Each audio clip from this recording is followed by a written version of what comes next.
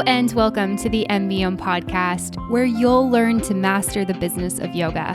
MBOM is a proud part of the Wander Barn Podcast Network, and I'm your host, Amanda Kingsmith. I'm a 500-hour registered yoga teacher, a yoga business coach, and a total business geek. Here at MBOM, you'll learn everything you need to know to create a sustainable yoga business by learning from myself and guests from around the world about how they built their yoga businesses, and about how you too can become a successful yoga teacher, studio owner, and much more. All right, let's dive in.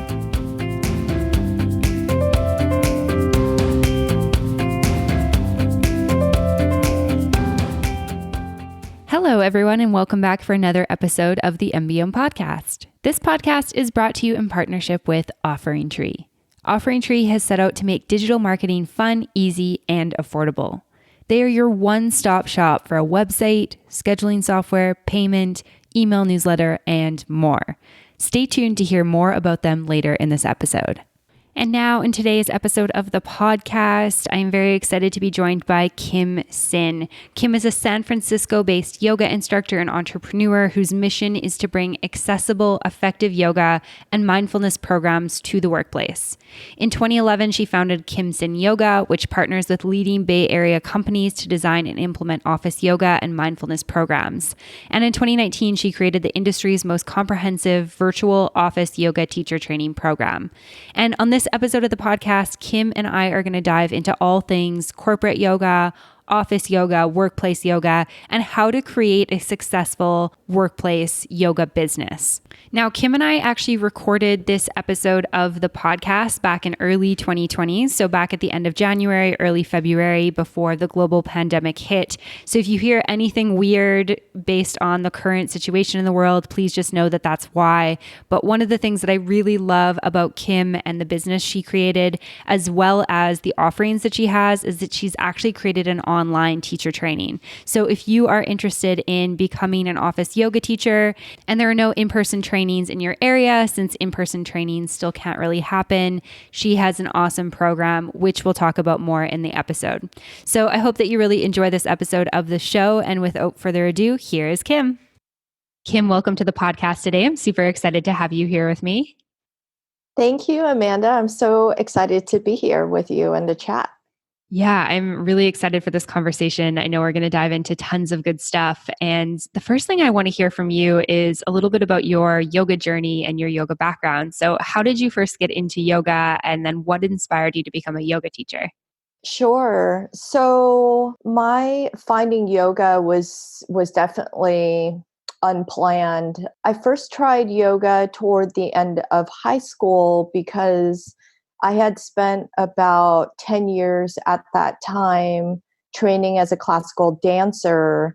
And now that I look back on my dancing years, I realized how much I needed it, that I needed to move my physical body, that the expression that I found through dance and movement created a sense of quieting of the mind that I now find through yoga and meditation.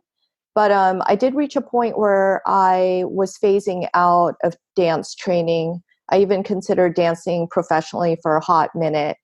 And when I transitioned out of dancing, this is around late high school, early college, I wasn't a gym person at the time. And I thought, okay, I've got to find something that is a good substitute for dance. And I dropped into a power yoga class, and I remember doing vinyasas for the first time, and I was like, what is this? Like, I thought yoga was supposed to be relaxing. I'm getting my butt kicked. I didn't like it. And, but yet I continued to go back to yoga and find myself back on my mat pretty infrequently in the beginning. And then, through college, I experimented with Bikram.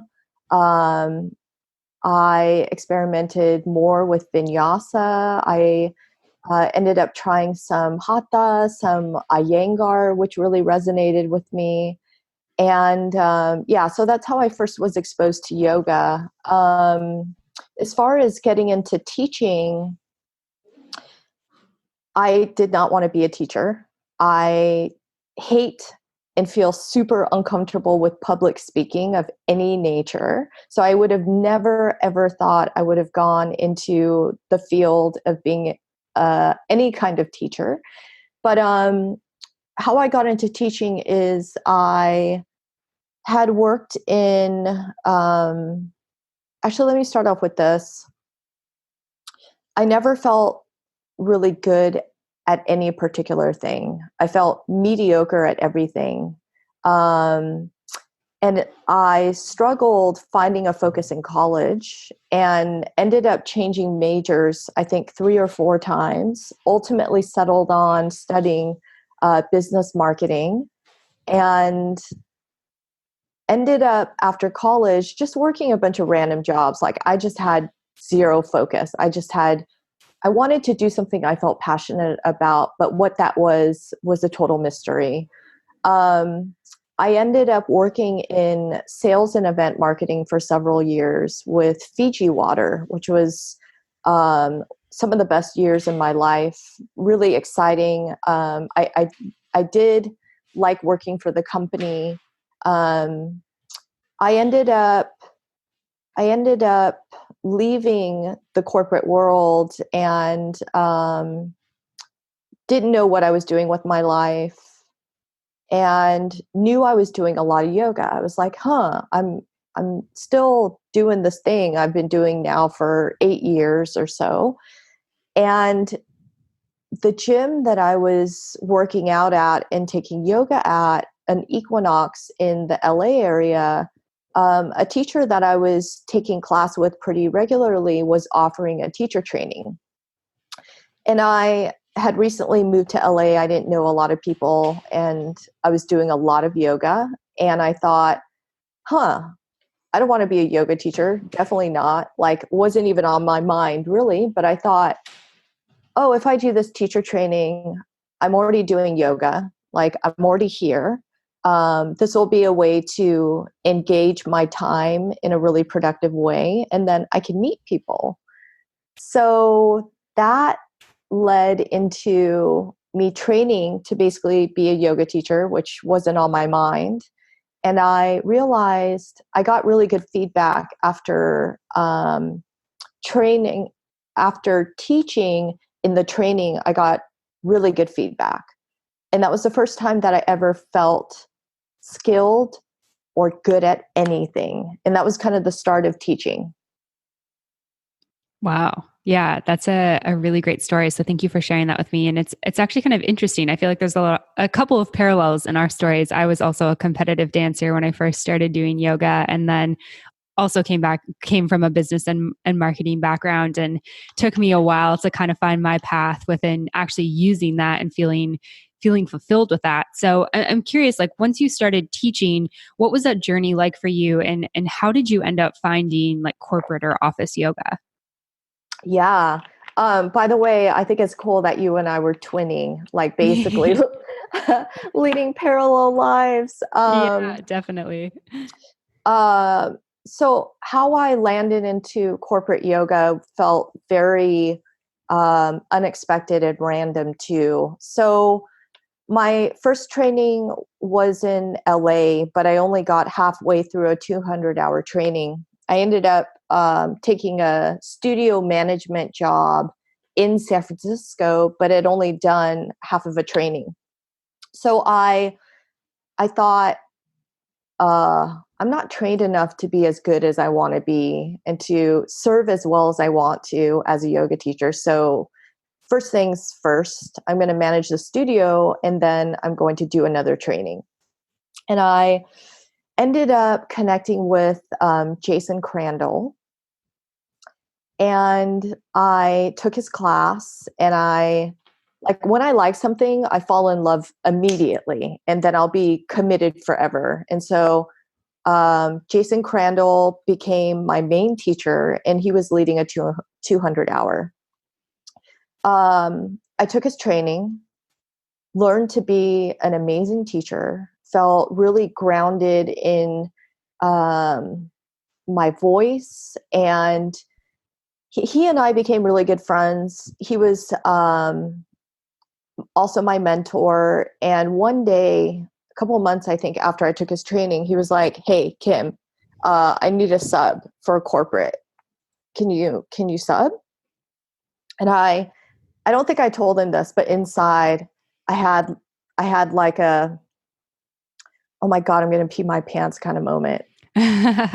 Like, one, I don't want to disappoint my teacher by saying no because I'm petrified in going into a new environment that I know nothing about.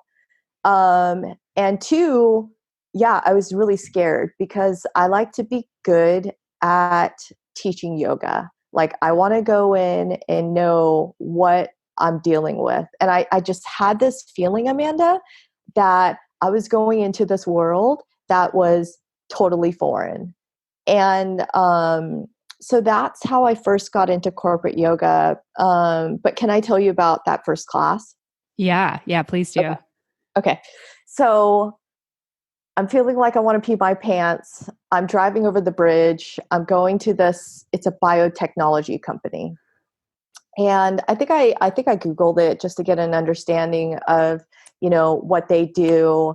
And yeah, they do biotech. Like, they have a chemistry lab. And I walked in, and I was directed by the receptionist into toward a conference room where a class was going to happen. But on the way there, I'm seeing literally like labs with people in goggles and lab coats, and I was like, "Oh my God! Oh my God! Oh!" Because it's so different from a yoga studio, right? Oh yeah, absolutely. And I walk into this massive conference room, and it's cold because the air conditioner is blasting. Um, there is a whole bunch of light. All the conference tables have been pushed aside to the perimeter of the room. 50 chairs have been stacked up also on the side of the room. And they happen to luckily have yoga mats and some blankets and some straps and a few blocks. And yeah, so that's what I entered, and I was still scared. And overall, the experience, although I had that fear, it was really easy to see as I started to teach that the impact of yoga at work, it's almost like I could see the stress and the tension melting off of people's faces and bodies within seconds. And that profound, immediate impact, like watching that happen, did something for me immediately. Like, this light bulb went off of, oh my gosh, people need this. And like, it's almost like I could see people suffering, and people's suffering being decreased. And like, that lit me up. After the class, I had learned by teaching the class that the way that I taught in the studio was not applicable directly to the corporate environment. Like, while I was teaching, I had to make some shifts, and I continued to make shifts over the 10 years of my teaching. Like, language had to be different. Like, I couldn't speak all Sanskrit, which, I could do. And that's kind of in some of my training, what I was trained to know, like poses in Sanskrit. But I was like, I'm not going to walk into this corporate arena and speak Spanish. That's kind of what Sanskrit is like, in bringing that into the corporate world. So I knew I had to edit that. I knew that I couldn't teach triangle pose as if I was coming from an Iyengar approach. Like, I would bore people, and that's not the detail that people need. So those are just some of the examples of some of the shifts I felt like needed to happen. But yeah, Amanda, I was in love. Yeah, that's amazing. And I think it's really interesting because I think coming from, knowing what it's like to be in that corporate background, I Yes. feel like can also give you a little bit of appreciation for when you're sitting all day and it's high stress and it's busy and the phone's ringing and people are like asking you for stuff constantly, getting that like, 1 hour, 45 minutes even where you just get to be quiet and tune into your breath is so incredible. So incredible. I had a feeling that you and I would get to this point, and I actually have some really powerful, memorable quotes that really resonate with what we're just talking about. Like the fact that people are almost in fight or flight modes all day because they're at work. These are quotes. Do you mind if I share them from my students about the power of yoga and the fact that they really like having yoga at work? Yeah, absolutely. Okay, cool.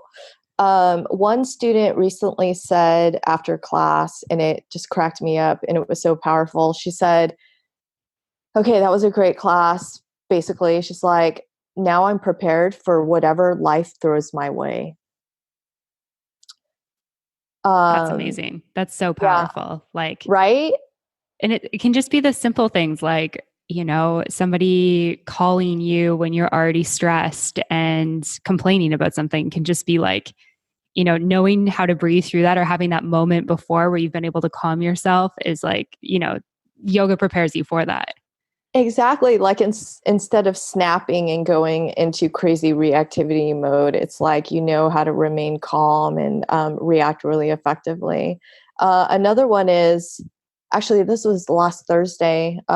This new student who recently started at a company that I teach at, she said, I took this job because I took this job because this company offers yoga and lunch. Wow. Yeah. And then and last one, I get this one actually quite a bit. I look forward to yoga all week. It's the best part of my week. Oh, I love that. I feel that so much. Yes. Yes. Yeah. Yeah. Can definitely understand, like, why you were kind of hooked in that moment with it and just being able to get that kind of feedback from people through their facial expressions, through their words is so impactful. And so for you, was it like kind of, game over, this is what I'm doing now? Or what did it actually look like for you, going forward from teaching that class? Sure. It's funny. I felt like it was kind of ingrained in my brain that I should be teaching a lot of studio classes. Like that should be the bulk of any yoga teacher's focus on their work. So I I definitely continue to I already when I taught that first corporate class, I already was teaching mainly studio classes. But so I continued for a while to teach quite a bit of studio classes, but after that light bulb moment of teaching that first corporate class, I kind of knew that ultimately I knew it would take time. That ultimately, because I liked corporate teaching so much, I wanted to eventually transition from, the diverse portfolio of classes I had, mainly studio. I wanted to shift over time to just teaching all corporates. And yeah, it wasn't easy, and I had to be very patient. And I would say that in the first year, that's when I started to teach corporates. And now it's been 10 years. And that at, I would say about the 6 year mark is when I had so much demand for corporate yoga. And I think at that point, I was only teaching corporate, maybe one or two studio classes left. I reached a point where I was like, oh my gosh, I can't, I can't handle the demand of all the corporate inquiries and opportunities I have. So I started to recruit people to join my team. And that was a whole nother level to my corporate company that I didn't plan on or anticipate. It just kind of happened organically where yeah, I was teaching mainly all corporate, and then I had so many inquiries coming in. I was like, I can't teach more. Like that's not good for me. And I started to bring on other teachers. Yeah, yeah. You touched on so much good stuff in there. And the first thing I want to touch on is, this idea as a yoga teacher that we have to teach studio classes. And I think that studio classes can have a lot of benefits. Like you get to be in front of so many different people. It's really challenging to teach all levels classes to people that maybe you've never worked with before. Like it really strengthens a lot of different muscles as a yoga teacher and also gives you great opportunities to practice a variety of different things. So definitely like benefits there for sure. But I think for a lot of us as yoga teachers, sometimes we don't think about the fact that we don't have to be in studios. Like if studios are not what's, lighting you up or getting you up excited in the morning, you don't have to do that to be a successful yoga teacher. And I'm really grateful that you kind of brought that up because I think it's an important thing to remind yoga teachers of. Totally. Yeah, isn't it funny that it's almost like in teacher training and in the community, there's almost this expectation, or it's part of the preliminary plan that you just go and teach way too many studio classes, and that should be your focus. Like that's the starting point. When I couldn't agree with you more that especially in this digital age, like we can bring yoga almost in any form to any place. Like we can teach online, we can teach in corporations. There's ability to teach retreats. I love how you have this focus of teaching people how to create businesses, create their own yoga businesses of whatever nature. Like absolutely, there are so many. It's almost the opportunities to create your own form of yoga business is almost unlimited. I love that freedom. Hey everyone, we're just taking a quick break from the show to talk about OfferingTree. If you're looking to get your yoga classes online in a hurry, I recommend checking out OfferingTree. They make it easy to schedule and take payments for online classes with Zoom, Skype, YouTube, and other video conferencing tools. OfferingTree set out to make creating your digital presence fun, easy, and affordable. With one account, you can create a website in minutes with email marketing tools to collect email addresses, allowing you to send newsletters and automated emails to your subscribers. It all works seamlessly together with one account and one subscription. Forget spending all your time and energy just trying to remember what each account does and what your login information is. On top of that, OfferingTree has an embedded scheduling feature, so if you already have a website that you love, you can use it for online payments and scheduling. To learn more about what OfferingTree can do for your digital presence, visit offeringtree.com/MBM. OfferingTree has been supporting MBM for over a year now, and I not only love the product, but I also love the people. OfferingTree is providing special pricing for MBM listeners, so be sure to visit offeringtree.com/MBM. That's offeringtree.com/MBOM to receive the discount. All right, now back to the episode.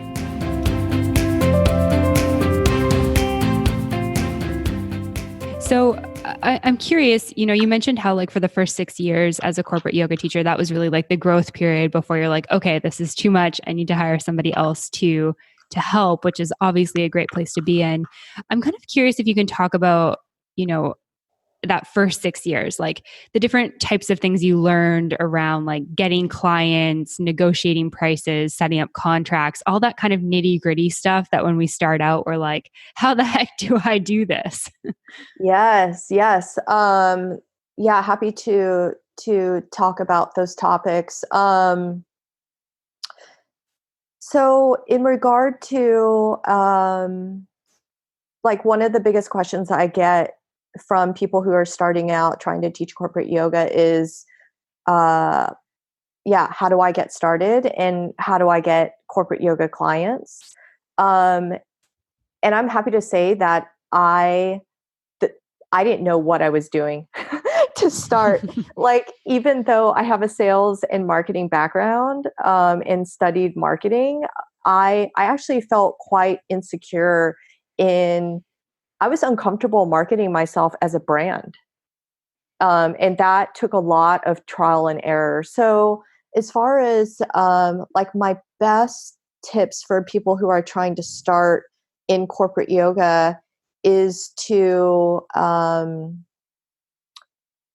to get an understanding of um, who you are and what, because there are a million people now trying to teach corporate yoga.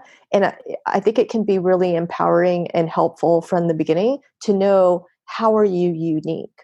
Like, are you really good at teaching corporate yoga because you know how to create a program? Are you really good at teaching corporate yoga because of your approachability and because of your personality? Like, to have an understanding of what makes you special and then to really leverage that. I think it's important to really have that foundation. And then from there, um, the easiest way to get clients is to tap into your personal network.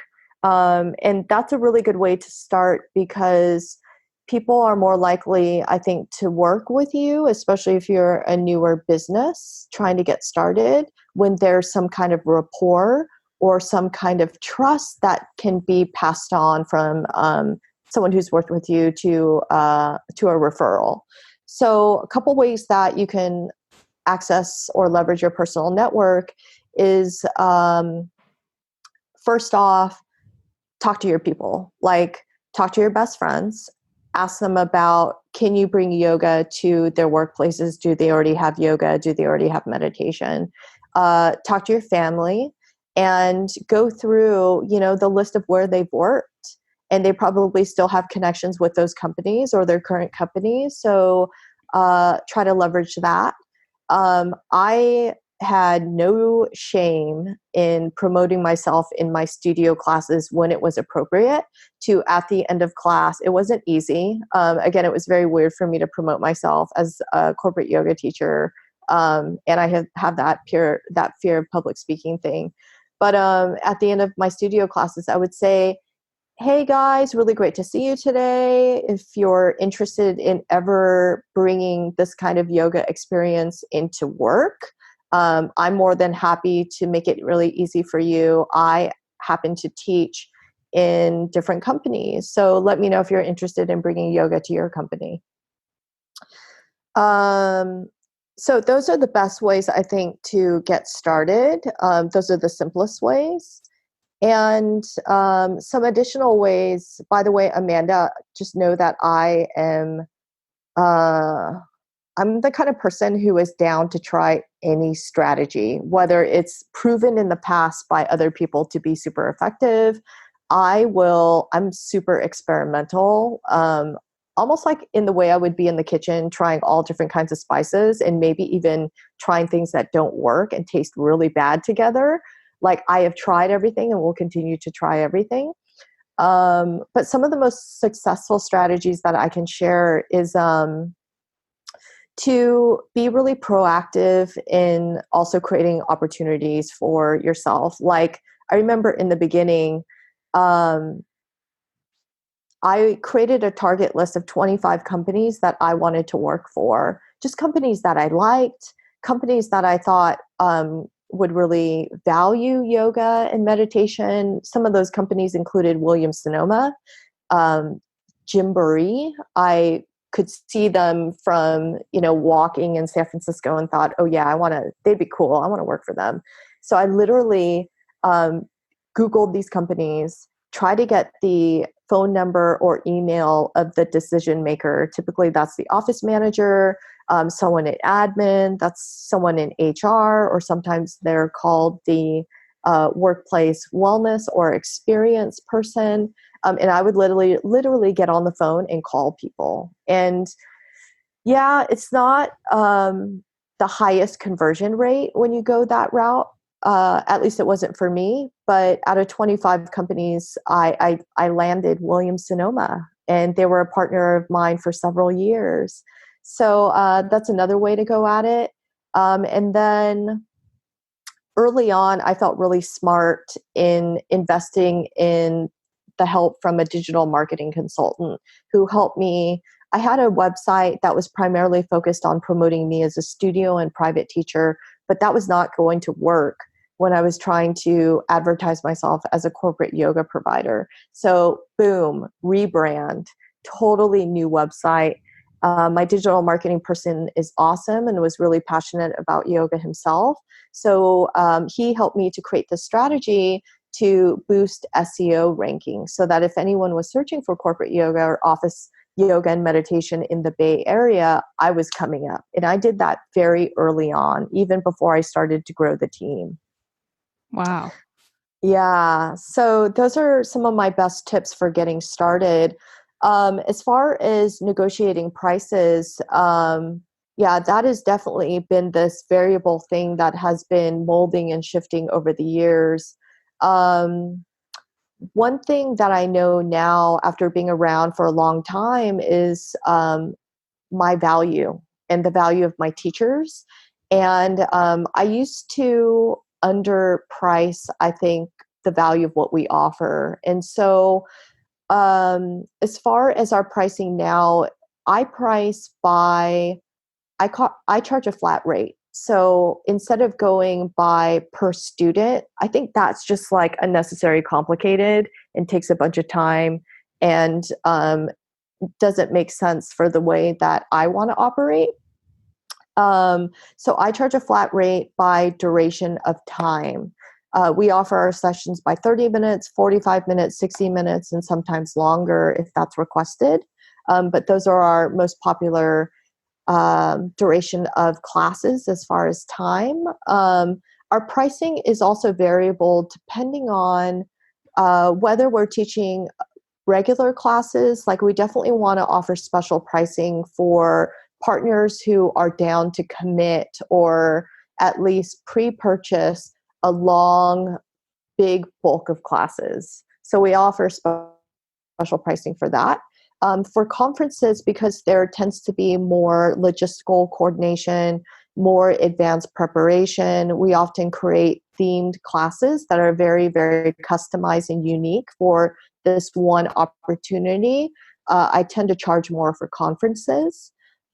We also, in regard to pricing, I consider a lot of things when it comes to defining what the price is. I consider the experience of my teachers, the cost of operations, which I think a lot of people don't know. And I won't go through the whole thing, but operating a business of my size and for like all the marketing and platforms to manage, like a CRM platform, a scheduling platform, all of that costs money. Yeah, insurance. So all of that needs to be factored into what our prices are. As far as negotiating prices with clients, um, sometimes it's really easy. Sometimes I'll offer our prices and prospective clients are like, wow, that's actually lower than I expected. And then I definitely get pushback.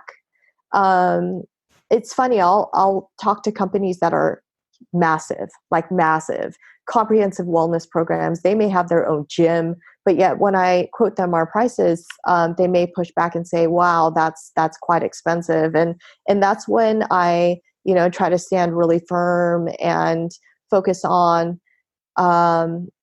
It looks like you and I had discussed that this is the problem that is arising for you, and I'm happy to provide a perfect solution that is customized to solve your problem.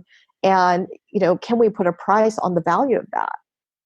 So it's really about coaching them through how we're really a perfect fit for solving the problem that they have, which is stressed employees and things of that nature. So um, setting up contracts, it's interesting, Amanda. So I tend to work with a lot of smaller companies who I think overall we go through a lot less of the like bureaucracy and procedural paperwork. And so with a lot of one-off opportunities, we don't create really formal long contracts. I do have like a simple PDF agreement that I often use.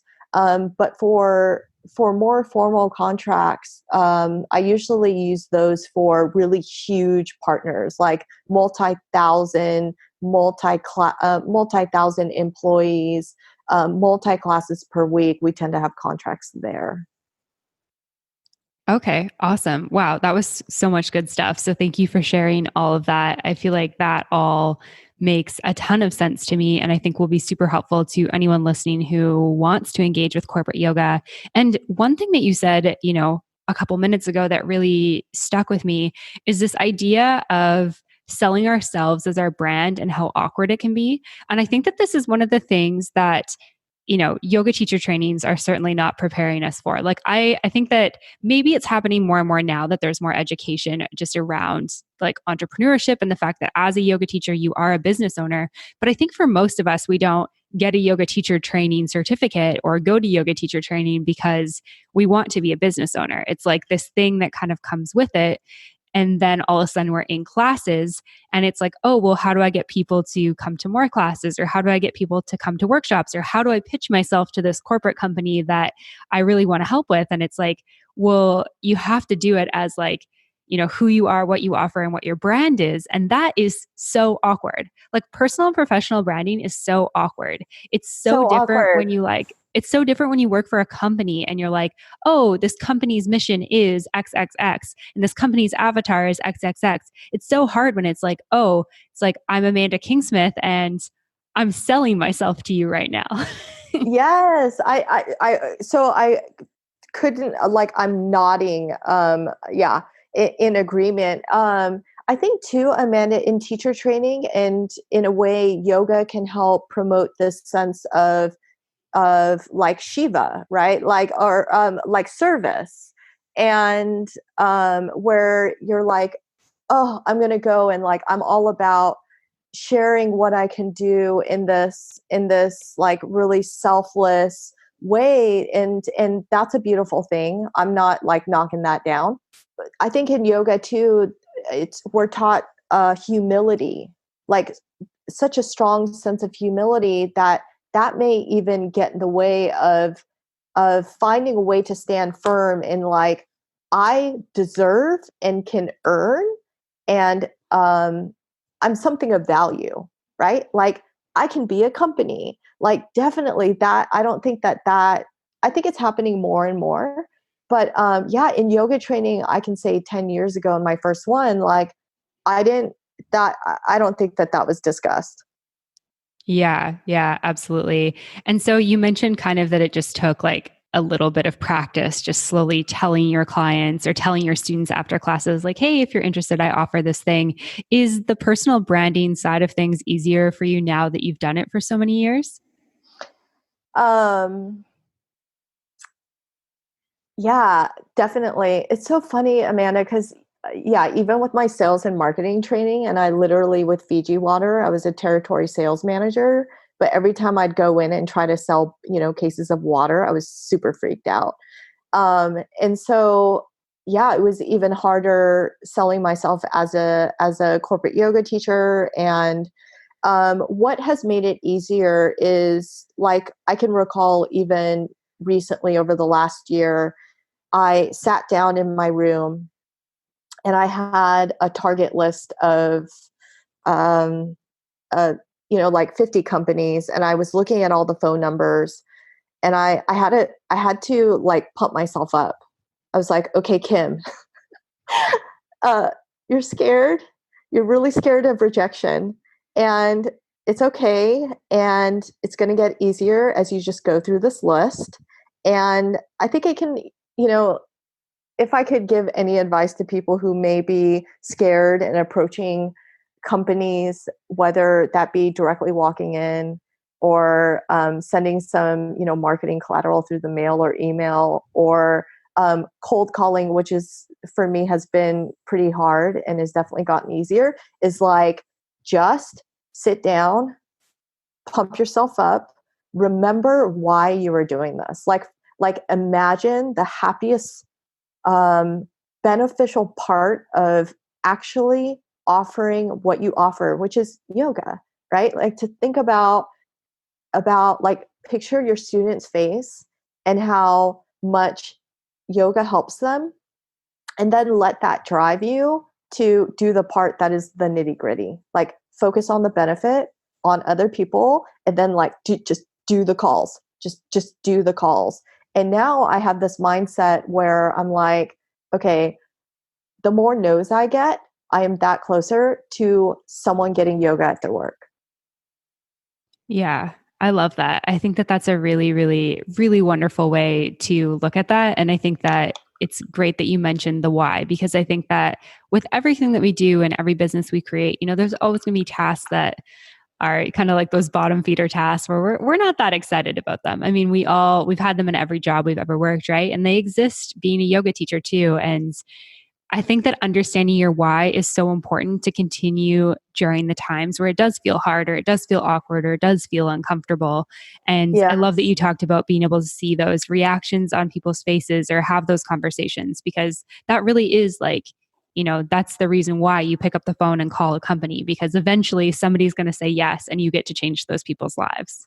Exactly. Amanda, I like going into, so I I think I've been to, we've worked with about 225 companies over the last 10 years. So I feel like an expert in seeing the impact of uh you know 40 to 50 hours a week, people not leaving the office because catered lunch is there, it people, yes, get the benefits of yoga at work, but when I walk in and I see people who are not participating in yoga, and who may not leave their desks basically all day, it's I can I can just sense the strain that the pressure and the overworking on their minds, their emotional state, has to have. And I like at this point, I'm like, I just really think people need it. And I'm not just saying that because I want corporate yoga in the world to grow, but like, um, yeah, I just think people are so stressed and anxious, and I'll admit I'm one of those people. Like I get caught up in the minutia too, right? Of like, oh my gosh, I just feel like there's so many projects, and yeah, it can be so helpful to focus on that end goal of like, okay, I'm doing this because this is going to help this many people in such an impactful way. And yeah, I feel really fortunate that I'm able to help people in a way where um, I understand because I even need it. Like, yeah, Yeah, 100%. I mean, I can experience that. I can totally relate to that too. And I think it's actually kind of funny whenever I'm with people who aren't maybe practicing yoga or who aren't yoga teachers, they'll always kind of be like, oh, but like, you've got it down because you're a yoga teacher. You have a good practice. I should be more like you. And I'm like, I mean, I'm not sitting here like perfect by any means. I have moments where I'm stressed, I'm wound up, I'm anxious, my body's tense, I'm not breathing. I'm angry at a customer service person. I snap at my husband, like I'm a human, like we're all humans, right? And part of the human experience is that we feel and we feel deeply. And I think that obviously yoga is a vessel for helping us deal with those things a little bit better. But like, yeah, like when we practice it, it gets easier, but we're never going to be perfect. totally. Yeah, we it's easy to lose sight of that inner calm, that inner Buddha. Yeah, absolutely. But the more we practice, the easier it is to call it back. So that's definitely a Definitely. benefit. And yeah, I mean, I can relate to when I worked in corporate. That's actually when I started. I started practicing yoga years before while I was a competitive dancer, but I guess I never really like understood yoga. And it wasn't till I was stressed out in corporate that I feel like I was that person like with a smile on my face at the end, because it was that like 1 hour in a day where I got to like relax and breathe and, take deep breaths and feel my shoulders drop down and not sit in a chair. And, Yes, it's huge and it adds up over time. totally. Yeah, I especially with how fast in this digital age everything is. Like sometimes when I'm teaching, I'll even talk about my OCD obsession with my phone. And I it's so like ingrained, that obsessive habit. And I think even forcing people to helping people to take a pause for that hour is huge. Hmm. Yeah, it's immensely beneficial for sure. It's so Yeah. impactful. Yes. And so something I'm curious about is your online training. I know that at this point you've been doing this a long time. Like you said, you've worked with hundreds of different companies, and I know you created a training to help other yoga teachers with this. Can you tell me a little bit more about that online training and then also where people can go to find that? Sure. So the digital training, I'm proud to say, is like my labor of love. And through the years, I've realized that for sure I'm a yoga teacher, and I think I will always be a yoga teacher. But I realized that not only am I have I had a lot of experience teaching corporate yoga, but I think I have this like leg up because of all the experience, and I think I've been able to create this methodology and approach to how to teach what I call smart and accessible yoga. Because some feedback that I had gotten in doing what I do in the corporate world is, oh yeah, we used to have a corporate teacher, but she was too slow, like her stuff was too gentle, and it wasn't a good fit. And so after hearing that, I made sure to make I made sure to teach classes and to teach my teachers how to teach classes that um, are not dumbed down. Like, I actually think that yoga in the corporate setting, it needs to be safe.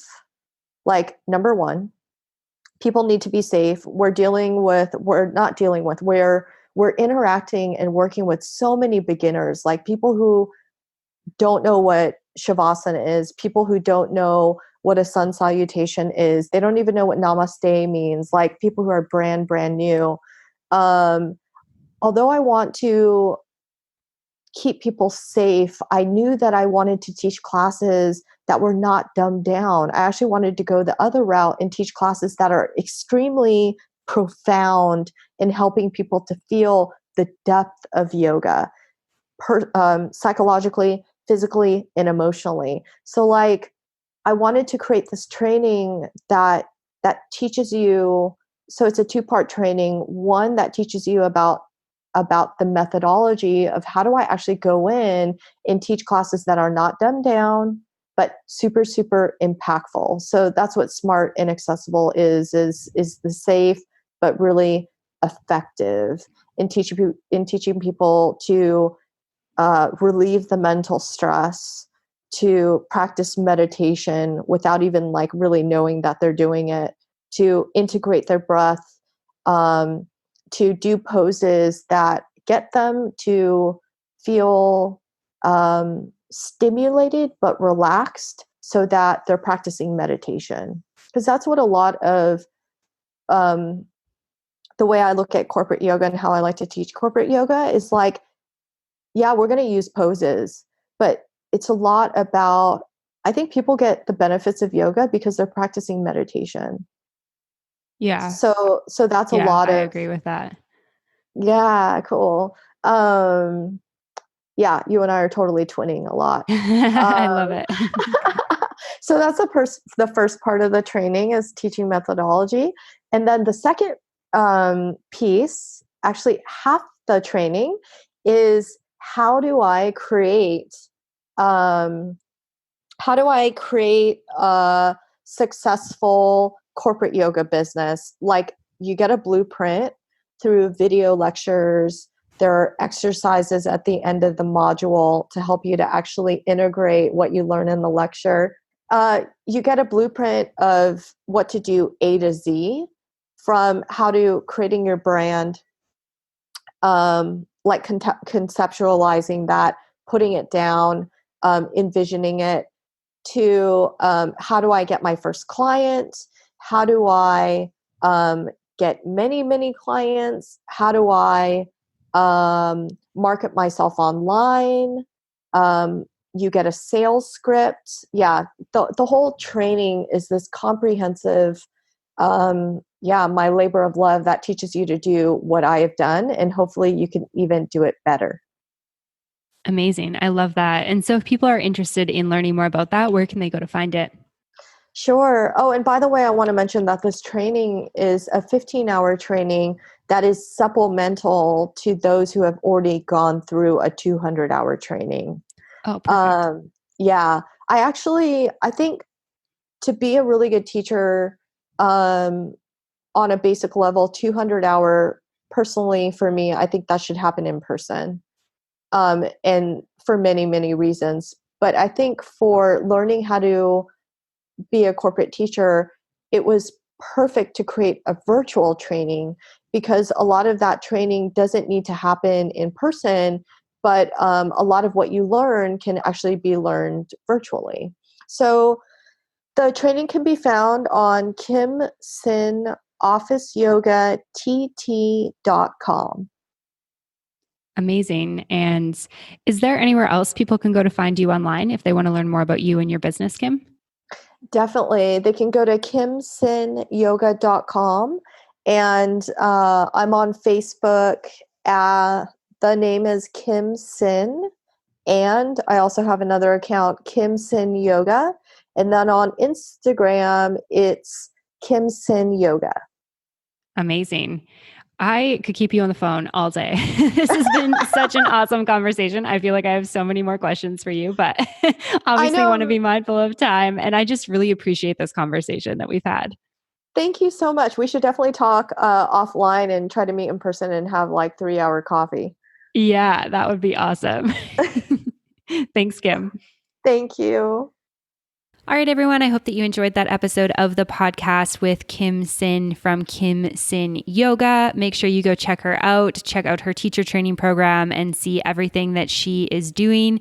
I hope that this inspires you to branch out your yoga business and maybe look at entering into the workplace in your community.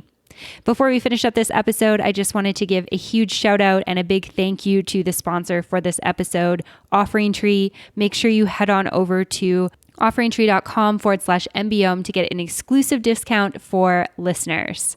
As always, thank you so much for listening to the show, and I'll see you next week. Namaste. Thank you so much for tuning in for this episode of the podcast. To find links, notes, resources, and everything mentioned in today and all episodes of the show, you can head on over to mbomyoga.com. You can find the podcast and myself on Facebook and social media at Mastering the Business of Yoga. And I would love for you to join the private Facebook community, Yoga Business Badass.